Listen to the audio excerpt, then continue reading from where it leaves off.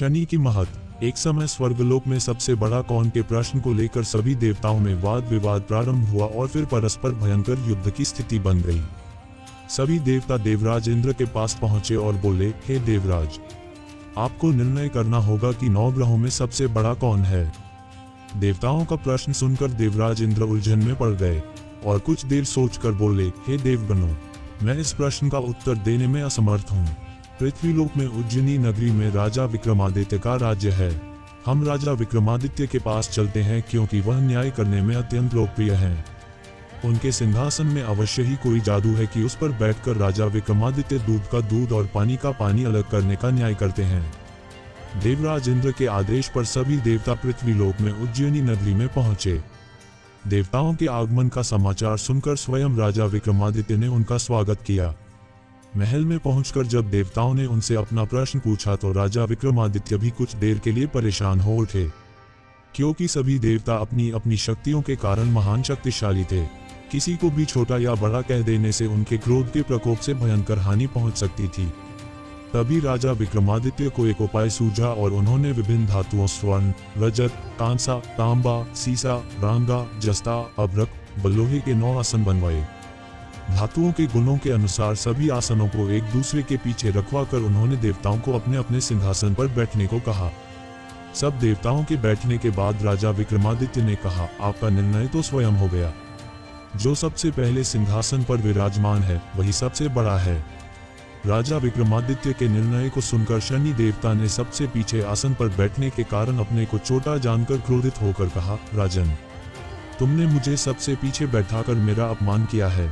तुम मेरी शक्तियों से परिचित नहीं हो। मैं तुम्हारा सर्वनाश कर दूंगा। सूर्य एक राशि पर 1 महीने, चंद्रमा 2.25 दिन, मंगल 1.5 महीने, बुध और शुक्र 1 महीने, बृहस्पति 13 महीने रहते हैं, लेकिन मैं किसी राशि पर 7.5 वर्ष रहता हूँ। बड़े बड़े देवताओं को मैंने अपने प्रकोप से पीड़ित किया है। राम को 7.5 के कारण ही वन में जाकर रहना पड़ा और रावण को 7.5 के कारण ही युद्ध में मृत्यु का शिकार बनना पड़ा। उसके वंश का सर्वनाश हो गया। राजा, अब तू भी मेरे प्रकोप से नहीं बच सकेगा। राजा विक्रमादित्य शनि देवता के प्रकोप से थोड़ा भयभीत तो हुए, लेकिन उन्होंने मन में विचार किया, मेरे भाग्य में जो लिखा होगा ज्यादा से ज्यादा वही तो होगा। फिर शनि के प्रकोप से भयभीत होने की आवश्यकता क्या है। उसके बाद अन्य ग्रहों के देवता तो प्रसन्नता के साथ वहां से चले गए, लेकिन शनिदेव बड़े क्रोध के साथ वहां से विदा हुए।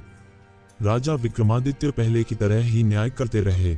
उनके राज्य में सभी स्त्री पुरुष बहुत आनंद से जीवन यापन कर रहे थे। कुछ दिन ऐसे ही बीत गए। उधर शनि देवता अपने अपमान को भूले नहीं थे। विक्रमादित्य से बदला लेने के लिए एक दिन शनिदेव ने घोड़े के व्यापारी का रूप धारण किया और बहुत से घोड़ों के साथ उज्जैनी नगरी में पहुंचे। राजा विक्रमादित्य ने राज्य में किसी घोड़े के व्यापारी के आने का समाचार सुना तो अपने अश्वपाल को कुछ घोड़े खरीदने के लिए भेजा। अश्वपाल ने वहां जाकर घोड़ों को देखा तो बहुत खुश हुआ, लेकिन घोड़ों का मूल्य सुनकर उसे बहुत हैरानी हुई। घोड़े बहुत कीमती थे। अश्वपाल ने जब वापस लौटकर इस संबंध में बताया तो राजा ने स्वयं आकर एक सुंदर व शक्तिशाली घोड़े को पसंद किया। घोड़े की चाल देखने के लिए राजा उस घोड़े पर सवार हुआ तो वह घोड़ा बिजली की गति से दौड़ पड़ा। तेजी से दौड़ता हुआ घोड़ा राजा को दूर एक जंगल में ले गया और फिर राजा को वहां गिराकर जंगल में कहीं गायब हो गया।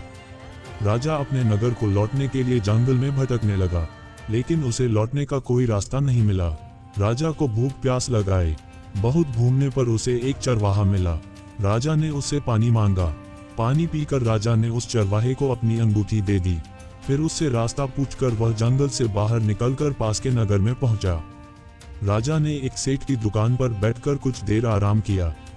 उस सेठ ने राजा से बातचीत की तो राजा ने उसे बताया कि मैं उज्जैनी से आया हूँ। राजा के कुछ देर दुकान पर बैठने से सेठ जी की बहुत बिक्री हुई। सेठ ने राजा को बहुत भाग्यवान समझा और उसे अपने घर भोजन के लिए ले गया। सेठ के घर में सोने का एक हार खूंटी पर लटका हुआ था। राजा को उस कमरे में अकेला छोड़कर सेठ कुछ देर के लिए बाहर गया। तभी एक आश्चर्यजनक घटना घटी। राजा के देखते देखते सोने के उस हार को खूंटी निगल गई। सेठ ने कमरे में लौटकर हार को गायब देखा तो चोरी का संदेह राजा पर ही किया, क्योंकि उस कमरे में राजा ही अकेला बैठा था।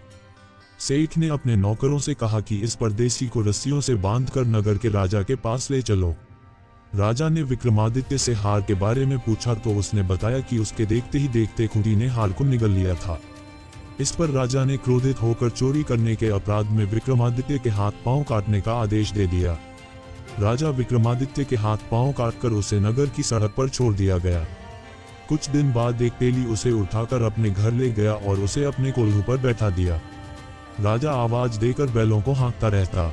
इस तरह तेली का बैल चलता रहा और राजा को भोजन मिलता रहा। शनि के प्रकोप की 7.5 पूरी होने पर वर्षा ऋतु प्रारंभ हुई। राजा विक्रमादित्य एक रात मेघ मल्हार गा रहा था कि तभी नगर के राजा की लड़की राजकुमारी मोहिनी रथ पर सवार उस तेली के घर के पास से गुजरी। उसने मेघ मल्हार सुना तो उसे बहुत अच्छा लगा और दासी को भेजकर गाने वाले को बुला लाने को कहा। दासी ने लौटकर राजकुमारी को अपन राजा के बारे में सब कुछ बता दिया। राजकुमारी उसके मेघ मल्हार पर बहुत मोहित हुई थी, अतः उसने सब कुछ जानकर भी अपन राजा से विवाह करने का निश्चय कर लिया। राजकुमारी ने अपने माता पिता से जब ये बात कही तो वे हैरान रह गए। राजा को लगा कि उसकी बेटी पागल हो गई है।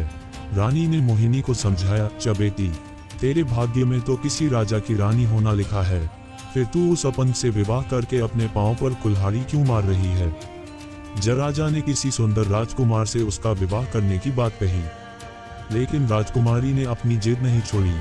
अपनी जिद पूरी कराने के लिए उसने भोजन करना छोड़ दिया और प्राण त्याग देने का निश्चय कर लिया। आखिर राजा रानी को विवश होकर अपन विक्रमादित्य से राजकुमारी का विवाह करना पड़ा।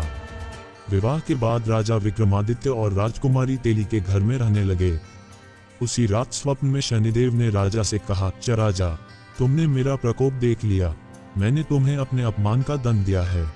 राजा ने शनिदेव से क्षमा करने को कहा और प्रार्थना की, हे शनिदेव, आपने जितना दुख मुझे दिया है अन्य किसी को न देना। शनिदेव ने कुछ सोचते हुए कहा, राजा, मैं तेरी प्रार्थना स्वीकार करता हूँ।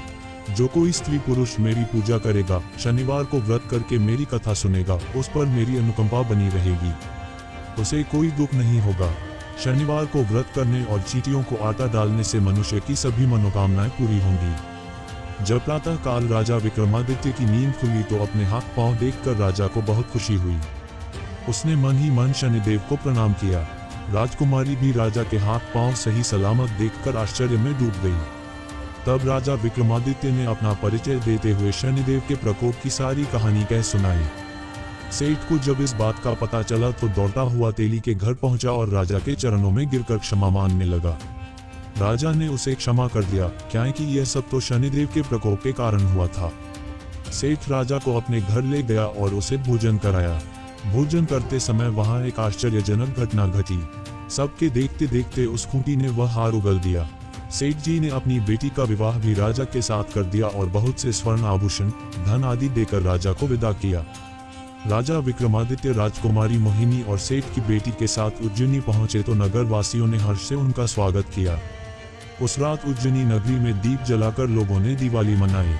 अगले दिन राजा विक्रमादित्य ने पूरे राज्य में घोषणा करवाई, शनि देव सब देवों में सर्वश्रेष्ठ हैं।